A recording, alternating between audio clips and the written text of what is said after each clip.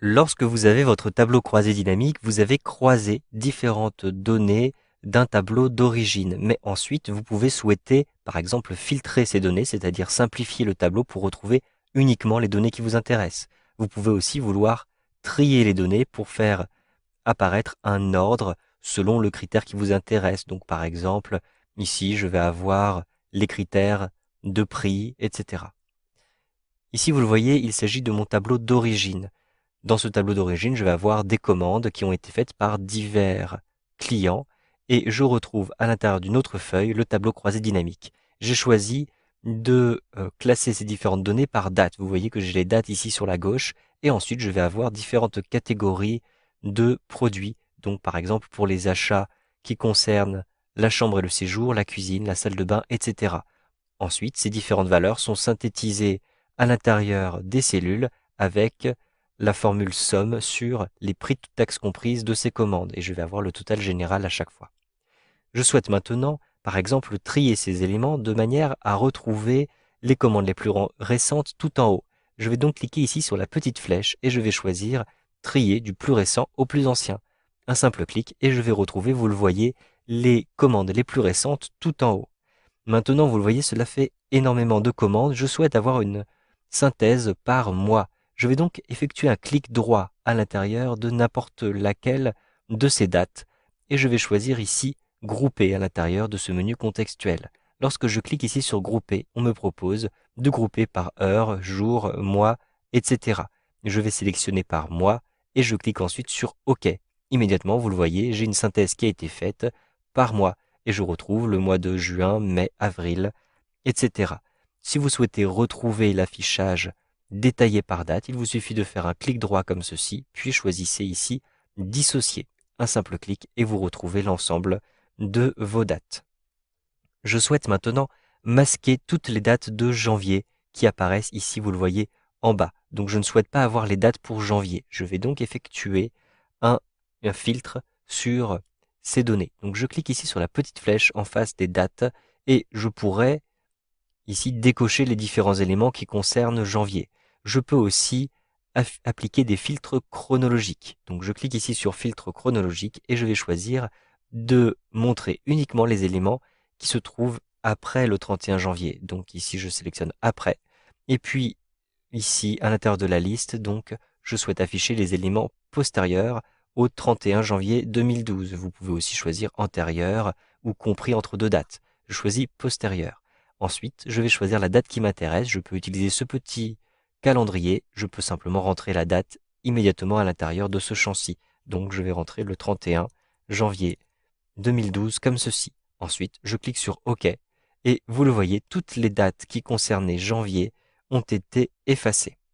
Maintenant, je souhaite utiliser des options de tri supplémentaires, puisque je souhaite trier non plus selon les dates les plus récentes ou les plus anciennes, mais selon le total général qui se trouve à cet endroit-ci, pour avoir en haut les valeurs les plus fortes. Je vais donc ici appliquer un filtre différent. Je vais choisir ici les options de tri supplémentaires.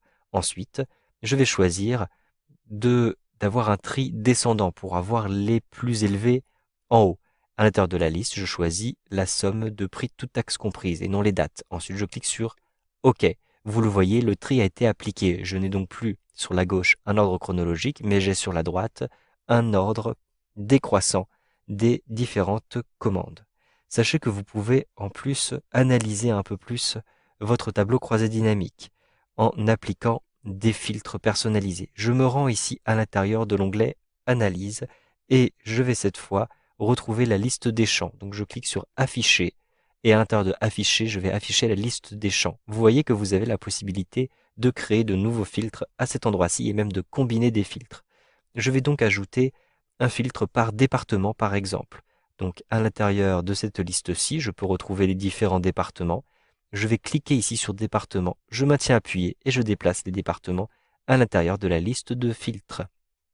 Je peux aussi aller un petit peu plus loin en choisissant un deuxième critère de filtre, par exemple ici par nom de client. Donc je vais glisser les noms de clients à l'intérieur des filtres comme ceci.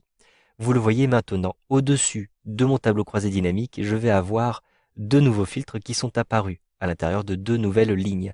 la ligne pour les départements et la ligne pour les noms. Pour l'instant, je vais appliquer un filtre uniquement par département. Donc à l'intérieur ici de la liste des départements, je clique sur la petite flèche noire, je vais choisir sélectionner plusieurs éléments. Et ici, je vais désélectionner les éléments qui ne m'intéressent pas. Par exemple, je ne veux pas avoir les résultats pour l'Île-de-France.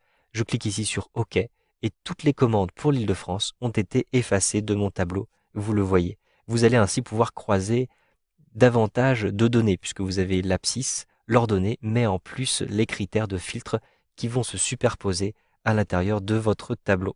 Si vous souhaitez maintenant effacer les différents filtres que vous avez déjà appliqués, vous pouvez cliquer ici sur l'en-tête des lignes, puisque vous avez déjà des filtres, et cliquez ensuite sur effacer le filtre de date de commande. Vous n'avez plus le filtre ici pour les dates de commande.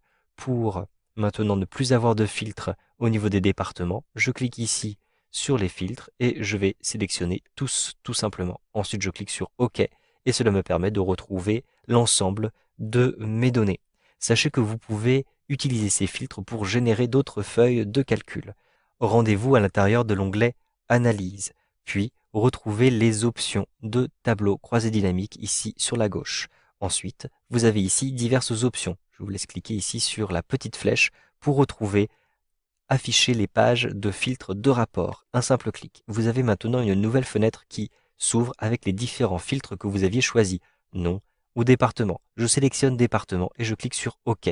Immédiatement, vous le voyez, les filtres sont appliqués à l'intérieur de diverses feuilles de calcul. Par exemple, si je clique ici sur Loiret, je vais avoir un tableau croisé dynamique avec uniquement les commandes qui ont été faites pour le Loiret et vous reconnaissez à cet endroit-ci le filtre. Vous savez donc maintenant comment filtrer et trier un tableau croisé dynamique avec Excel 2013.